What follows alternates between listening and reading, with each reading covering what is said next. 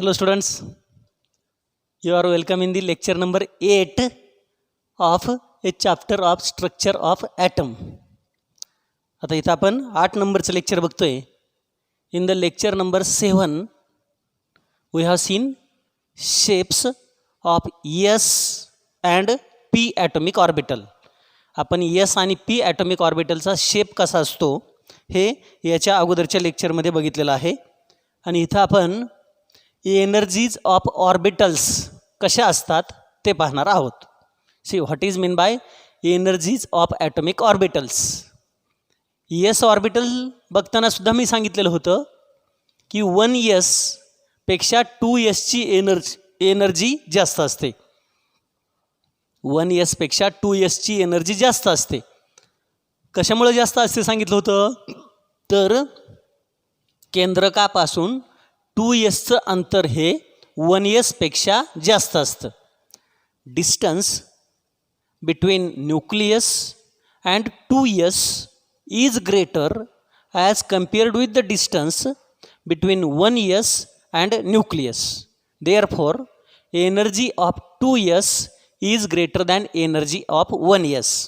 2s पेक्षा 1sची energy जास्त असं मी सांगितलेलं आहे. कारण डिस्टन्स काय होतं, न्यूक्लियसपासून जसं जसं डिस्टन्स वाढत जातं शेलचं सबशेलचं तसं तसं ॲटॉमिक ऑर्बिटलची एनर्जीसुद्धा वाढत जाते हे मी सांगितलेलं होतं. नाव see here the energies of orbitals. If we see the hydrogen atom or hydrogen like species. आपण जर हायड्रोजन ॲटमचा विचार केला किंवा हायड्रोजनसारख्या स्पेसीजचा हायड्रोजनसारख्या ॲटमचा विचार केला स्पेसीजचा विचार केला तर आपल्याला माहिती आहे हायड्रोजनमध्ये एक इलेक्ट्रॉन असतो, एकच इलेक्ट्रॉन असतो आणि एक प्रोटॉन. याचा अर्थ हायड्रोजनमध्ये काय असणार आहे, फक्त ॲट्रॅक्शन आहे तिथं. कशामध्ये, प्रोटॉन आणि इलेक्ट्रॉन एकच इंटरॅक्शन आहे, एकच इंटरॅक्शन, एकच ॲट्रॅक्शन. कशामधलं, एक इलेक्ट्रॉन आणि एक प्रोटॉन याच्यामध्ये ॲट्रॅक्शन आहे. तेवढं एकच इंटरॅक्शन असतंय हायड्रोजनमध्ये. मग हायड्रोजनच्या त्या इलेक्ट्रॉनसाठी आपल्याला माहिती आहे प्रिन्सिपल क्वांटम नंबर n हा किती असतो, पहिल्या सेलसाठी 1, त्याला आपण म्हणतो के सेल, के सेल असं आपण त्याला म्हणतो. त्यावेळेस ॲझिमिथल क्वांटम नंबर किती आहे, 0. याचा अर्थ जर n प्लस यल घेतलं तर ते काय येणार आहे, 1. म्हणजे n प्लस यल हे यलवरती अवलंबून आहे का, नाही. L is 0. n plus l is nothing but n only, that is principal quantum number. Therefore for such a type of atoms their energy is explained with the help of only principal quantum number. म्हणून hydrogen ॲटमची energy ही फक्त principal quantum number n हा विचारात घेऊनच सांगता येते. कारण एकच electron आहे म्हणजे तो पहिल्याच मेन सेलमध्ये असणार. n त्याचा 1, यल असतो 0. n जर 1 असेल तर यल किती असतो, 0. म्हणून n प्लस यल हे 1 येतं. हे यलवरती अवलंबून आहे का, नाही. ते कशावरती अवलंबून आहे, फक्त n वरती अवलंबून आहे, प्रिन्सिपल क्वांटम नंबरवरतीच अवलंबून आहे.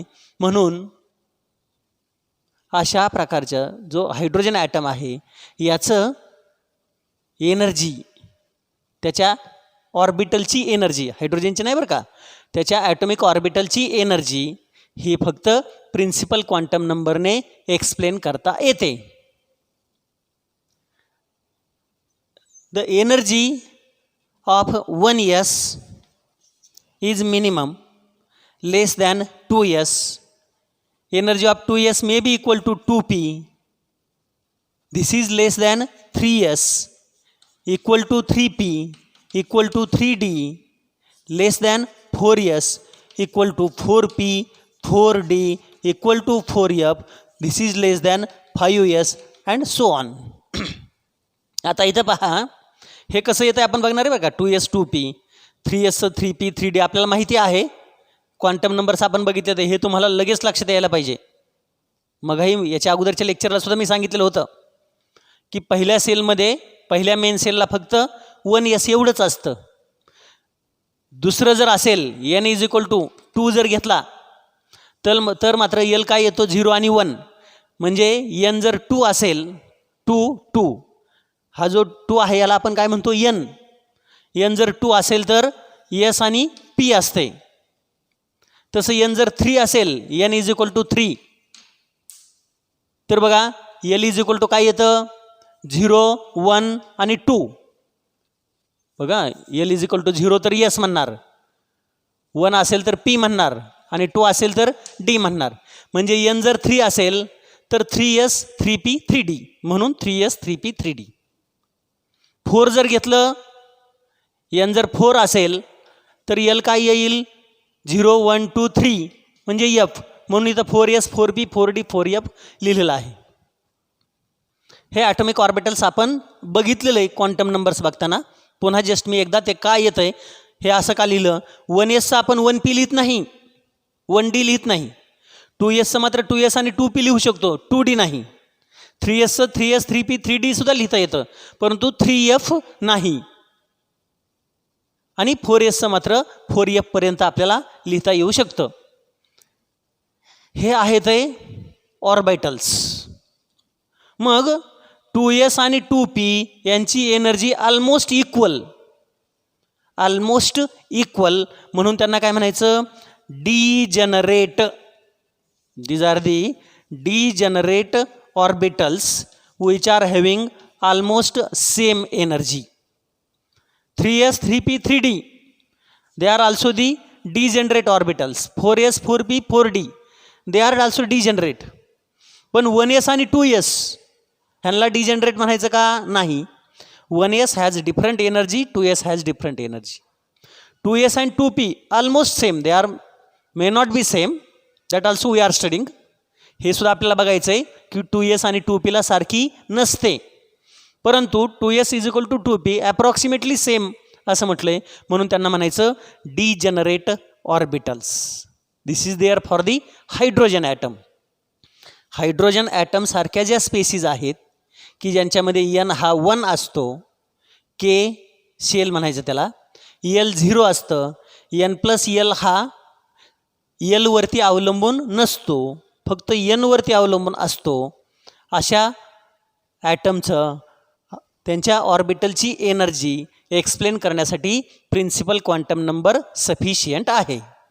For hydrogen atom and hydrogen like atom the energy of orbital can be explained only with the help of principal quantum number, because azimuthal quantum number is 0 and the summation of n plus l is depending only on n, not l, depending on only n principal quantum number.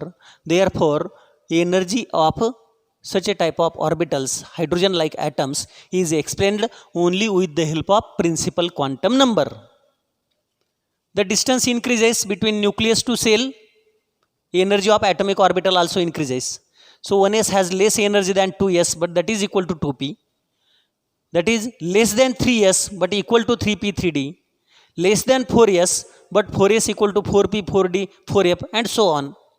These atomic orbitals which are having same energy, same that wave function, we are not explaining wave function, they are known as degenerate orbitals. So that is about the orbital and their energy in case of the hydrogen like atoms. But because in the hydrogen there is only one interaction, only one electron is present, and there is attraction between the cell, that electron, and the nucleus. But in case of multi-electron system, multi-electron म्हणजे एकापेक्षा जास्त इलेक्ट्रॉनची जर system असेल, एकापेक्षा जास्त इलेक्ट्रॉनची, तर त्या ठिकाणी फक्त प्रिन्सिपल क्वांटम नंबर हा सफिशियंट नसतो. In those cases, only principal quantum number is not sufficient. In that cases, energy is derived, calculated with the help of both n and l. Principal quantum number and azimuthal quantum number. Energy of orbitals is calculated with the help of principal quantum number and azimuthal quantum number in case of multi-electron system.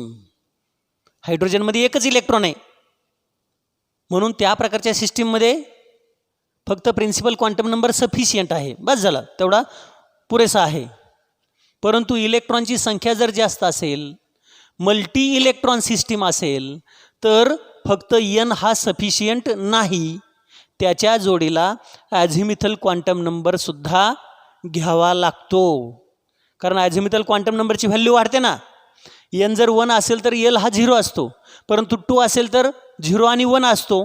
म्हणजे बेरीज काय होईल, 1 + 1 2 होईल. म्हणजे त्यावेळेला फक्त principal quantum number पुरेसा आहे का, नाही. तर त्यावेळेला ॲझिमिथल क्वांटम नंबरसुद्धा विचारामध्ये घ्यावा लागतो. We have to take azimuthal quantum number also into consideration to calculate, to study the energy of orbitals. Now, what are those rules? मग ते azimuthal quantum number विचारामध्ये घेऊन काय केलं जातं तर ते बघूयात. एनर्जी कोणाची जास्ती आणि कोणाची कमी हे कसं ठरवलं जातं ते बघूया आता.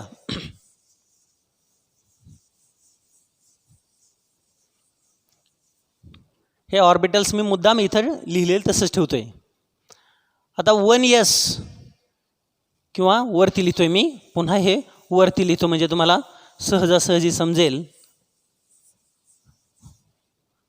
बघा असा सिक्वेन्स लिहिता मी. 1s less than 2s is equal to 2p, less than 3s equal to 3p equal to 3d, less than 4s equal to 4p equal to 4d equal to 4f.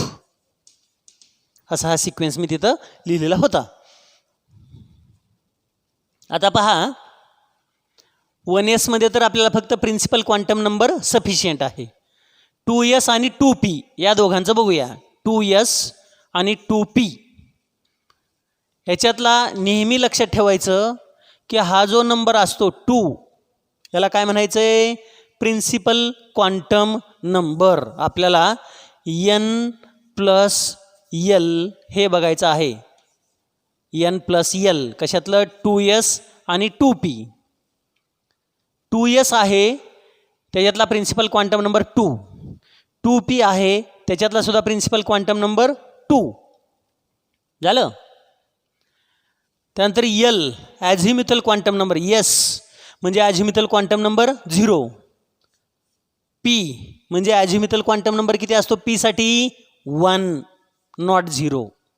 मग n + l किती आलं इथं 2, इथं किती आलं 3. याचा अर्थ 2s आणि 2p ची एनर्जी सेम आहे का, नाही. They are present in the main shell, they are main shell electrons, but their energy is different because n + l in 2p is greater than 2s. ह्या 2pचं n + l 2s पेक्षा जास्त आहे, म्हणून याची energy 2s पेक्षा जास्त, 2p ची energy 2s पेक्षा जास्त. आता 3s, 3p आणि 3d हे बघायचं बरं का आपल्याला. 3s, 3p, 3d हे समजावून घ्या. 3s, 3p आणि 3d तिघामधला 3 याला काय म्हणतो आपण, n. तिघांच्याही मध्ये प्रिन्सिपल क्वांटम नंबर 3 लिहिलेला आहे तो असतो, plus l azimuthal quantum number. Azimuthal quantum number बघा, s म्हणजे 0, बेरीज येईल 3. p म्हणजे 1, बेरीज येईल 4. d ॲझिमिथल क्वांटम नंबर 2, बेरीज किती येईल 5. म्हणजे 3s, 3p आणि 3d 3s 3p आणि 3d या तिघांची एनर्जी सेम आहे का डिफरंट आहे? Different, slightly different. But since they are present in the third main shell they are considered as degenerate levels. मग आता पहा 2p आणि 3s या दोघांची एनर्जी आपल्याला काय दिसते? सेम. दोघांच्यामध्ये बेरीज सारखी आली ना, दोघांच्यामध्ये बेरीज काय आली? सारखी आली. मग त्यांची n+l हे सेम आहे, म्हणजे त्या ॲटॉमिक ऑर्बिटलची एनर्जी सेम म्हणायचं का डिफरंट म्हणायचं? डिफरंट. Different, not same. कारण अशा वेळेला काय विचारात घ्यायचं आहे? n. याचा n किती आहे? 2. याचा n किती आहे? 3. आणि मग तो नियम असा आहे की ज्याचं n कमी, ज्याचा n कमी त्याची एनर्जी कमी. That atomic orbital which has minimum n, minimum principal quantum number, will have minimum energy. and more quantum number, more principal quantum number will have more energy. म्हणजे पहिला नियम काय सांगितला इथं? n+l हे जर लेस असेल तर energy less. If n+l is less, energy is less. It means if n+l is more, energy is also more. n+l कमी असेल तर एनर्जी कमी, आणि n+l जास्त असेल तर एनर्जी जास्त. हे एक झालं. आता n+l जर सेम असेल, दुसरा नियम, n+l सेम आहे 2p आणि 3s मध्ये, तर इथं नियम काय सांगितलं मी? What is that rule? If n+l is same, minimum n have less energy. म्हणजे काय? मिनिमम म्हणा किंवा लेस म्हणा. लेस n असेल तर लेस एनर्जी, आणि मोर n असेल तर इट हॅव मोर एनर्जी. हा नियम लक्षात आला का? बघा इथं दुसऱ्या ठिकाणी मी सांगितलं होतं या दोघांचं 2p आणि 3s साठी n+l 3 आणि 3 येतोय, म्हणजे एनर्जी सेम म्हणायचं का त्यांची? नाही, energy is not same. 2p has less n, less principal quantum number, therefore less energy, and 3s has more principal quantum number, so it has more energy. In this manner, energy of atomic orbitals is studied with the help of principal quantum number and azimuthal quantum number. The next part is above principle that we will see in the next lecture.